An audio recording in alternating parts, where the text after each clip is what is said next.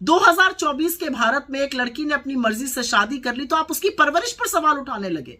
मतलब 2024 के भारत में एक लड़की को यह हक की आजादी नहीं है कि वो जिसको चाहे उससे शादी कर सके। अब कौन क्या खाएगा, कहां रहेगा, क्या पहनेगा, किसको पूजेगा, किससे प्यार करेगा, किससे शादी करेगा, इसका निर्णय भी धर्म के स्वयंभू ठेकेदार करेंगे। मतलब गजब है। और एक चीज मुझे बड़ी अजीब लगती है, मेरा अपना मानना है कि परवरिश का सवाल तो तब भी नहीं उठना चाहिए अगर किसी के बाउंसर एक संभ्रांत डॉक्टर को पीट दे, क्योंकि ये परवरिश की कमी नहीं है, ये उस व्यक्ति की कमी है जिसका स्टाफ उसके सामने ऐसी हिमाकत करता है। आपके अपने घर पर बेटी हो और आप किसी और की बेटी पर भद्दी टिप्पणी करके सस्ती तालियां बटोरेंगे तो आपको क्या कहा जाएगा? यही लगेगा कि सस्ती लोकप्रियता के लिए आप किस लेवल तक गिर सकते हैं। और यही कुछ ऐसा किया है आपने कुमार विश्वास जी।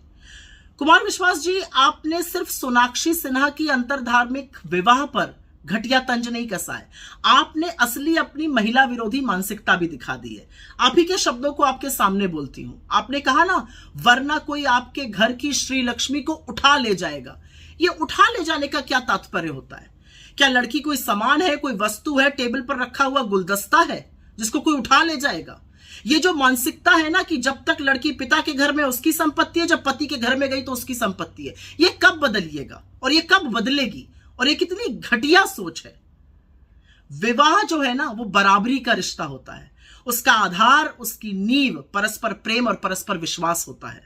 2024 के भारत में एक लड़की ने अपनी मर्जी से शादी कर ली तो आप उसकी परवरिश पर सवाल उठाने लगे। मतलब 2024 के भारत में एक लड़की को यह हक की आजादी नहीं है कि वो जिसको चाहे उससे शादी कर सके। अब कौन क्या खाएगा, कहां रहेगा, क्या पहनेगा, किसको पूजेगा, किससे प्यार करेगा, किससे शादी करेगा, इसका निर्णय भी धर्म के स्वयंभू ठेकेदार करेंगे। मतलब गजब है।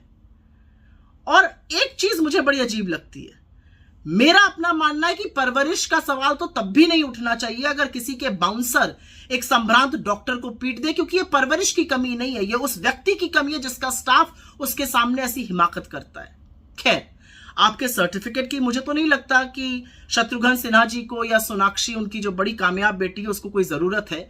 लेकिन 17 साल अपनी उम्र से छोटी लड़की पर इस तरह का तंज कसकर आपने अपनी छोटी मानसिकता दिखा दी। और एक बात याद रखिएगा, प्रभु राम या रामायण या उससे जुड़ा कोई शब्द किसी की बपौती नहीं है। आप तो लोगों को रामायण और गीता पढ़ने की सीख देते हैं, और आप ही सोनाक्षी सिन्हा के पति के धर्म से नफरत करने में इतने मशगूल हो गए कि रामायण के मूलभूत को ही भूल गए।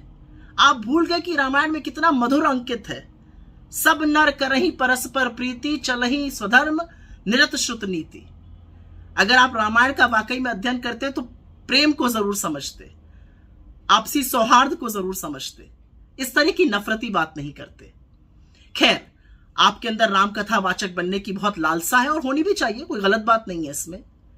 लेकिन काश आपके अंदर प्रभु राम की रत्ती भर भी मर्यादा और रत्ती भर भी शालीनता होती। आपको कुछ क्षण के लिए थोड़ी सस्ती लोकप्रियता तो जरूर मिली, लेकिन आपका कद जमीन में और धंस गया। और मैं आशा करती हूं कि आपको एहसास होगा आपने गलत किया। आप एक पिता से और उसकी बेटी से माफी मांगिएगा।